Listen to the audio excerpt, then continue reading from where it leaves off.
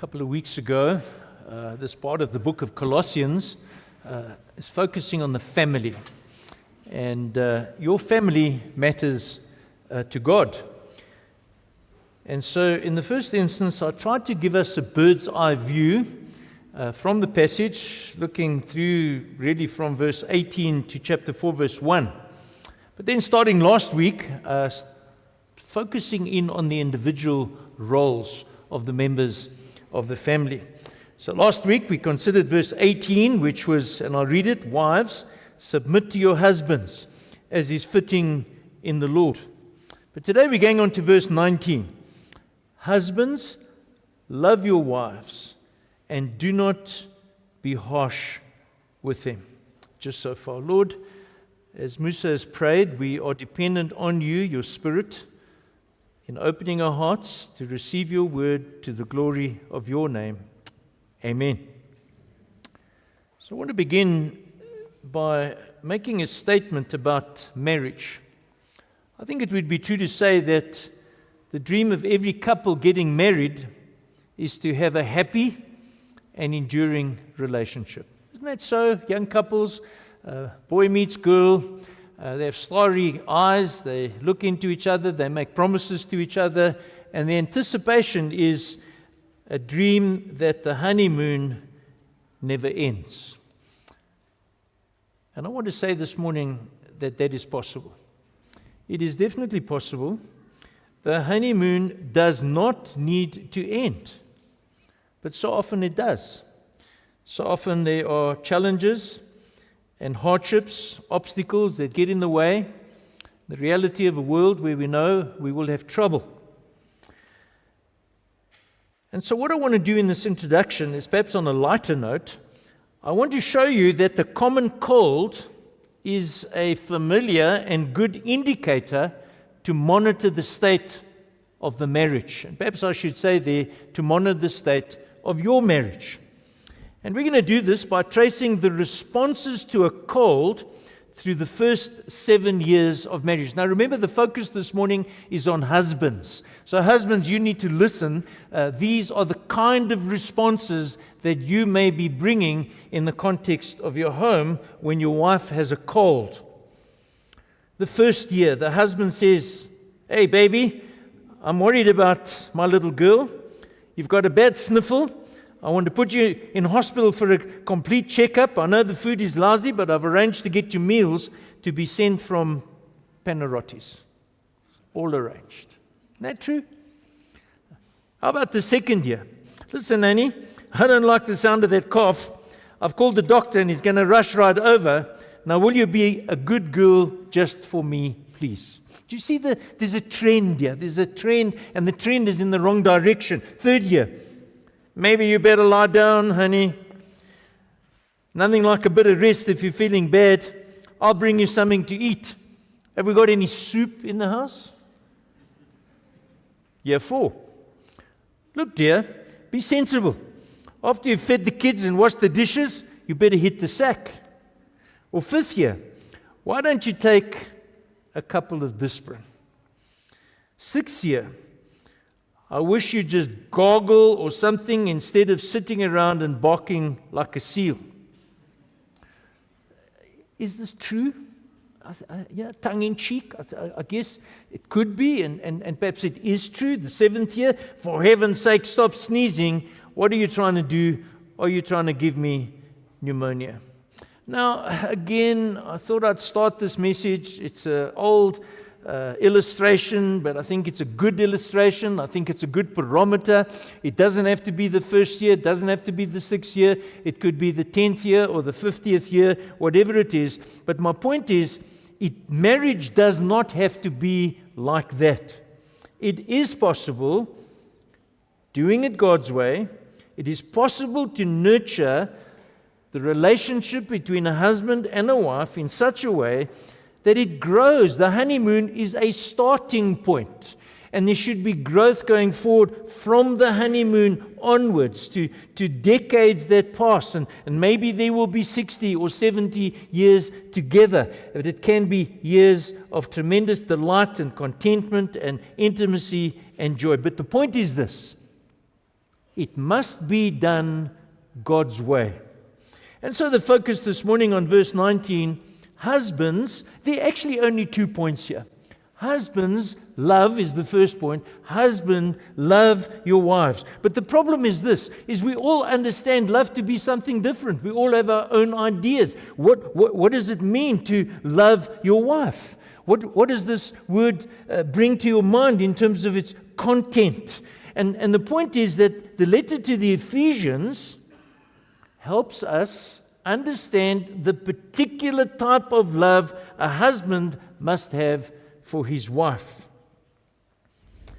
Half of this message I'm going to be spending on looking at the love relationship between Jesus and the church. We're going to be examining the expression of that love, the particular type of love, seeking to demonstrate the significance of the meaning, the actual meaning of when God says, husband, love your wives. It will eliminate misconception and misunderstanding and doubt and speculation, rather understanding the content as understood and intended by God. So to begin with, my first point, the bridegroom's love for the bride. Is Paul promoting something obscure when he speaks about love, especially when he unfolds it in the book of Ephesians? Is he just some sort of radical fanatic trying to bring about a particular way of loving? Is it just Paul's thing? Of course it's not, because we understand the scriptures to be the product of God's inspiration. But I want to show you that Paul's instruction is consistent with the redeeming love of God that we see elsewhere in the Bible. The prophet Hosea. I don't know when last you had a look at that minor prophet. He's a prophet that God raises up to speak to the northern kingdom, Israel. Kingdoms had already split into north and south, and right from the outset, Israel had not done well. They had done what was right in their own eyes. They had repeatedly pursued false gods, idolatry, and Baal worship, and were turning their backs on God. So God's instruction to the prophet Hosea demonstrates and removes any doubt regarding the nature of God's love if we look at the relationship that God has with Israel.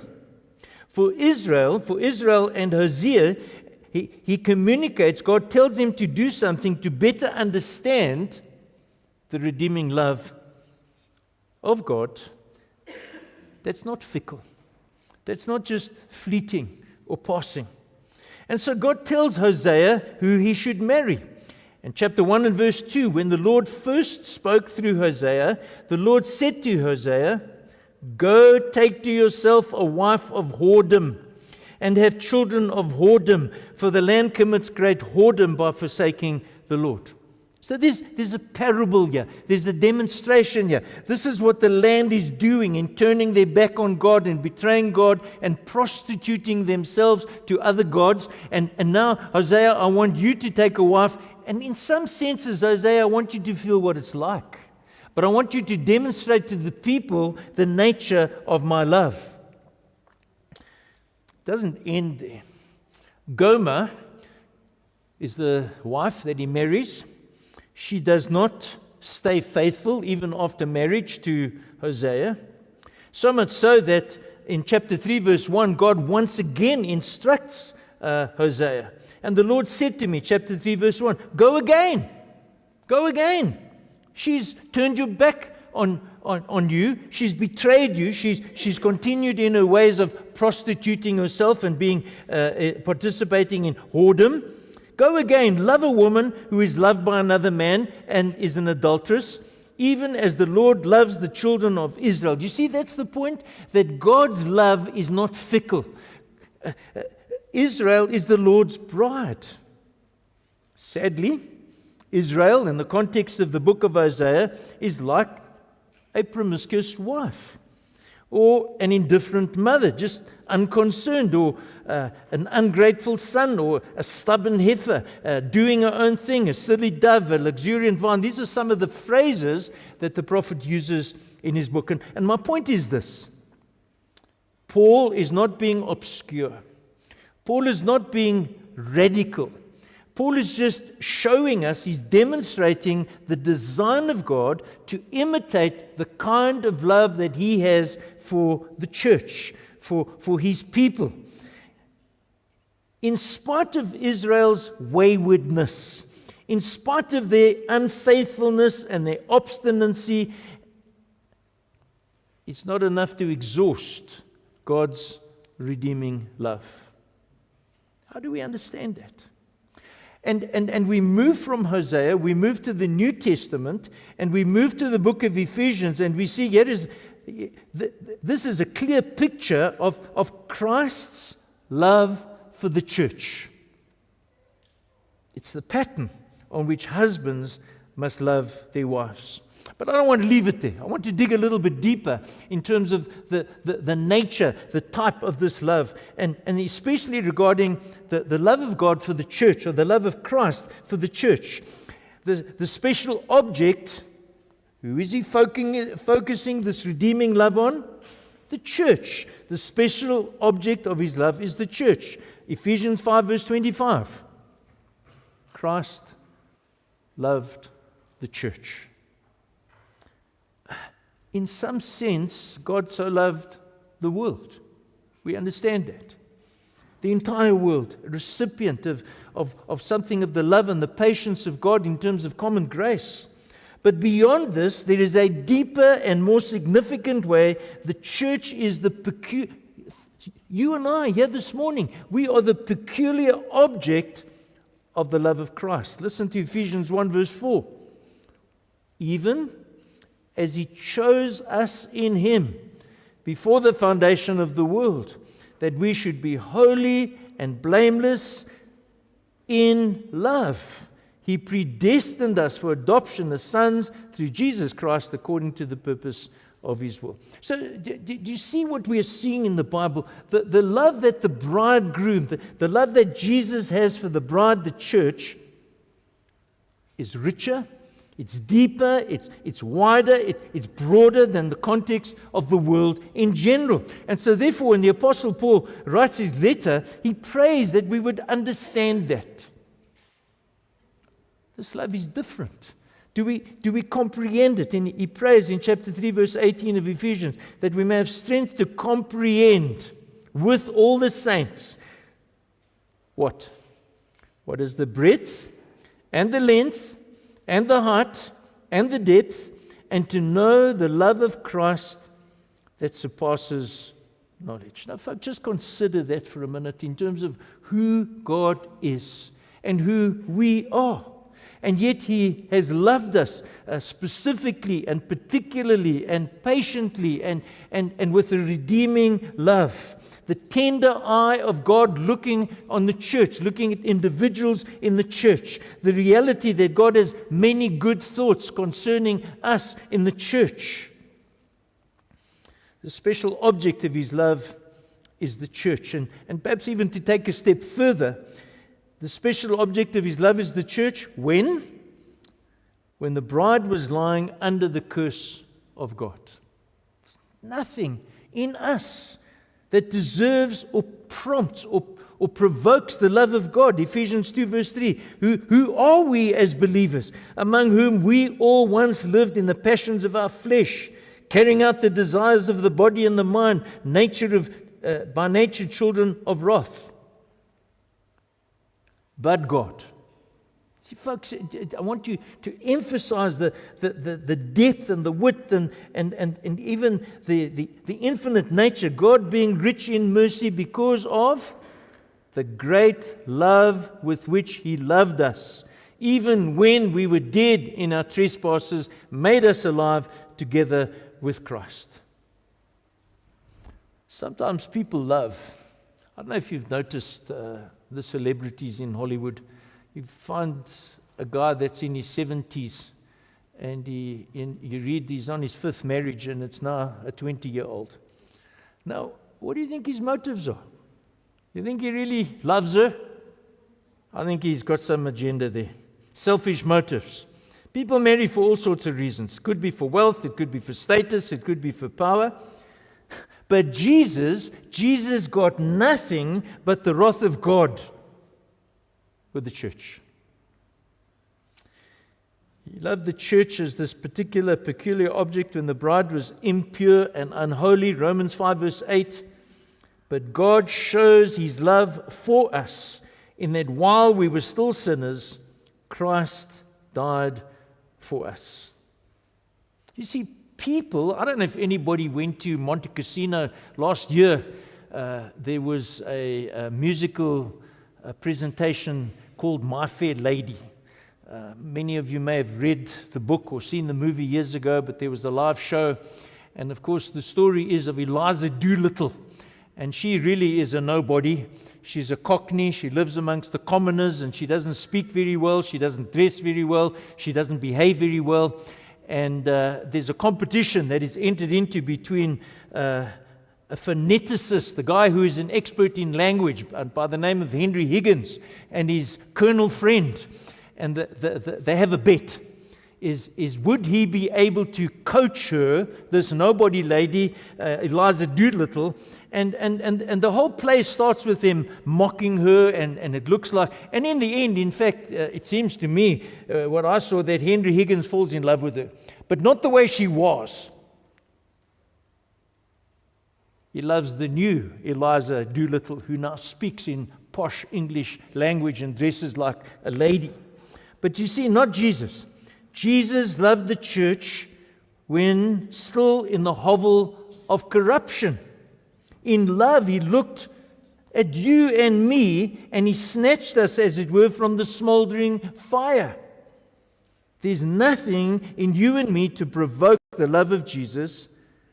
It's all about His love for the church. And there's a purpose, by the way. The special object of His love is the church, but the bridegroom's purpose for the bride, just 2 things quickly. The bridegroom's purpose with the bride in time. What is He doing with us today and tomorrow in this life that we live? And again, Ephesians 5:26, that He might sanctify her, having cleansed her by the washing of water with the word. At conversion, there's the beginning of that process. We're joined in union with Christ, but that work of sanctification continues right through to the end of this life. It's a process of rebuilding and transformation, and more, those of us who are older, those of us who have walked with the Lord many more years, we should be able to look back and see that He's been at work changing us, molding us more and more into the likeness of Jesus. But there's also a purpose, the bridegroom's purpose with the bride in eternity. He's working with us now.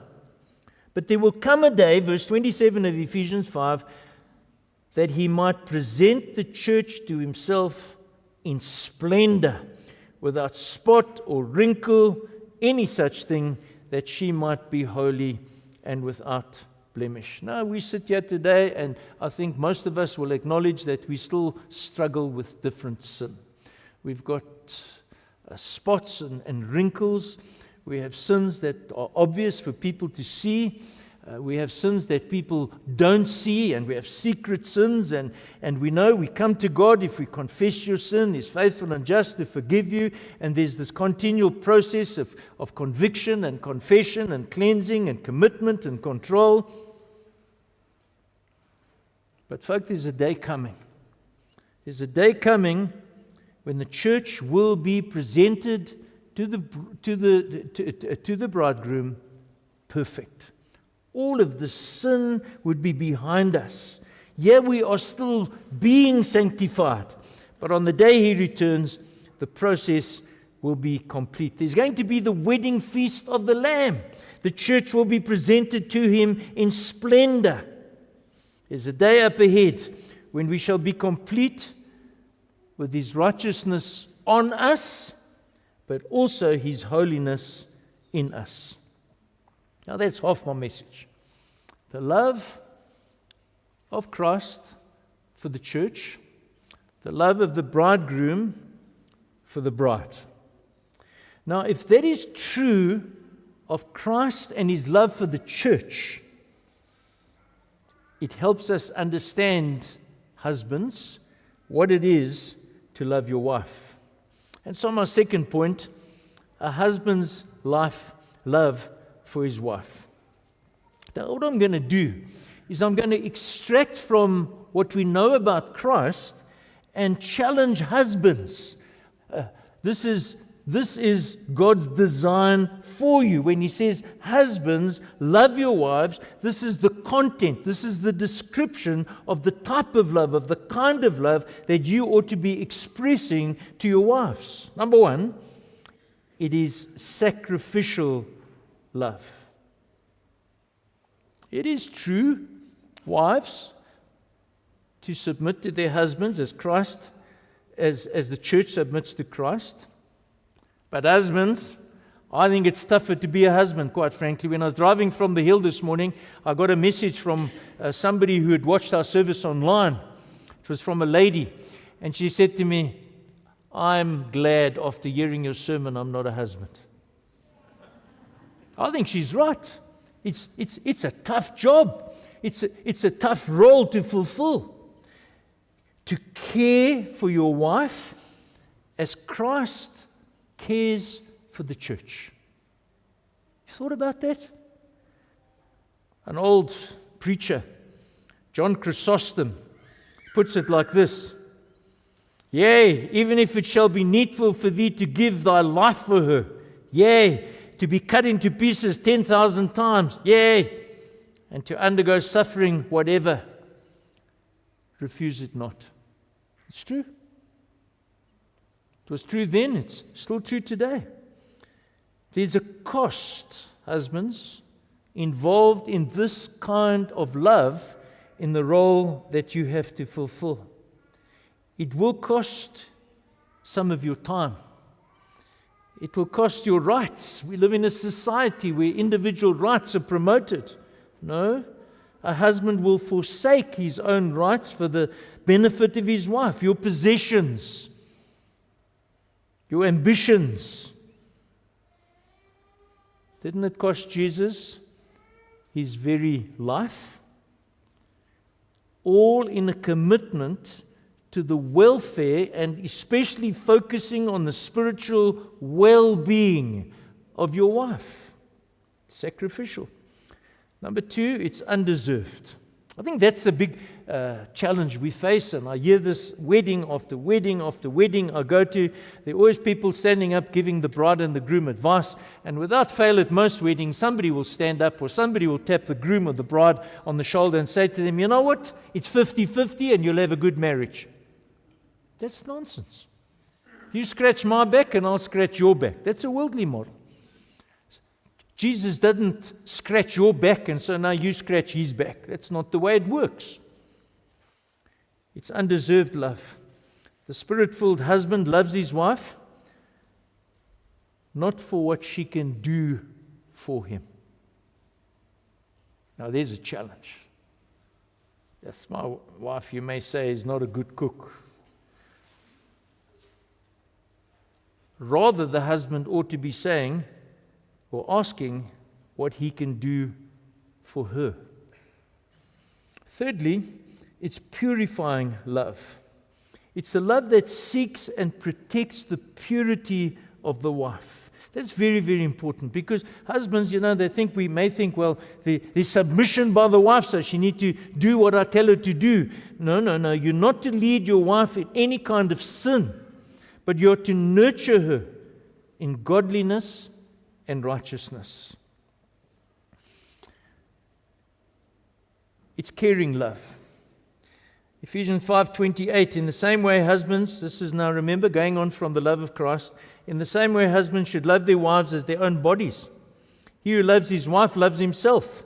For no one ever hated his own flesh, but nourishes and cherishes it, just as Christ does the church, because we are members of his body. I've been a bit puzzled. Maybe it's me, my personality, I'm a bit of a conservative kind of person, But I watch sports people, soccer players and rugby players, and I see how much care they take on a certain type of hairstyle or tattoos or the way they dress. And you look at these people and you think to yourself, man, they must love themselves. How much time don't they stand in front of the mirror to get this spike hairstyle or shaved on the side or a lightning bolt on the side? I'm not sure. But he demonstrates how men love themselves.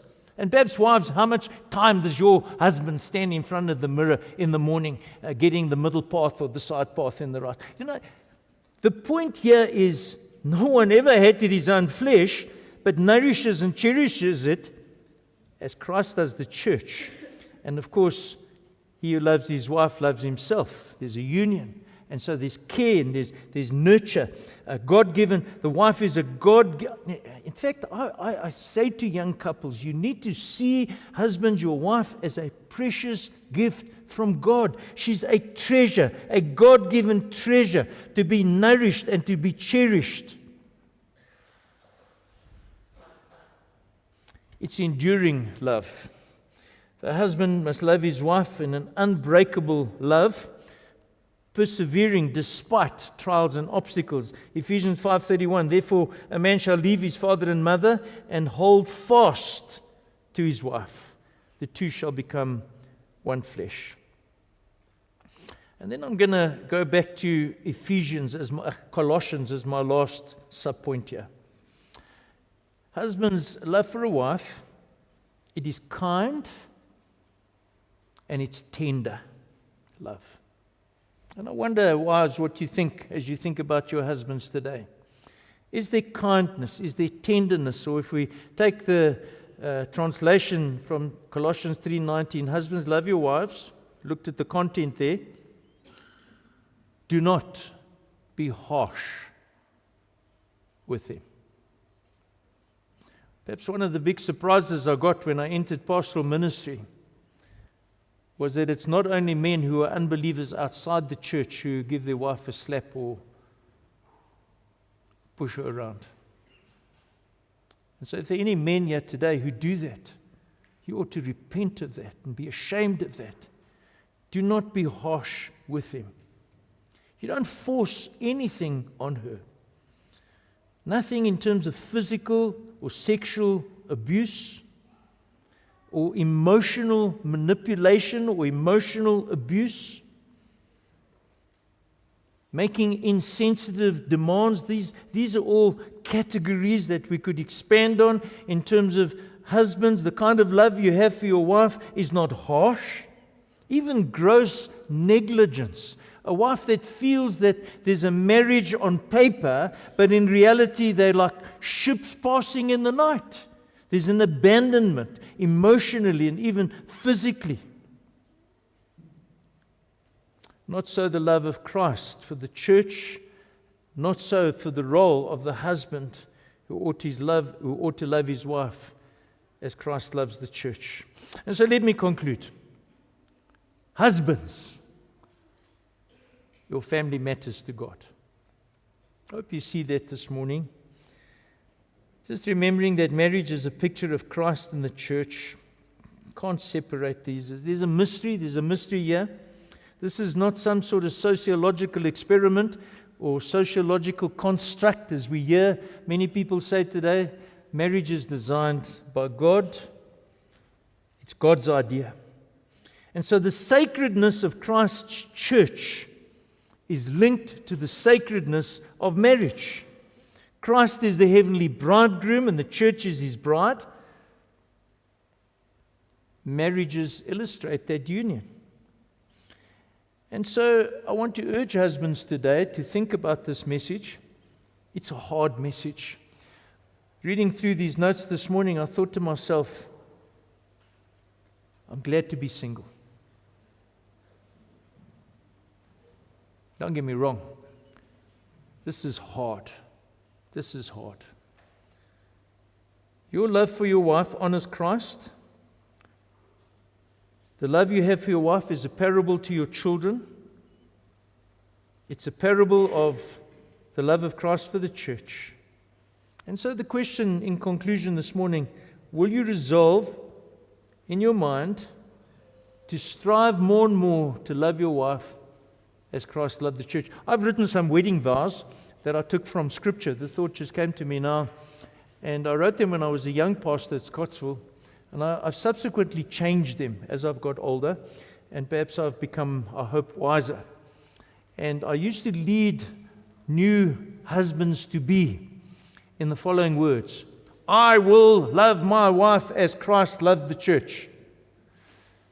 I wonder how many men are led into sin. And so I changed those words. I will strive to love my wife as Christ loved the church. And so, Lord, we pray to that end. Do pray for husbands today. Pray for marriages. Thank you again for your word, that your word would indeed find access into our hearts and translate into everyday living to the glory of your name. Amen.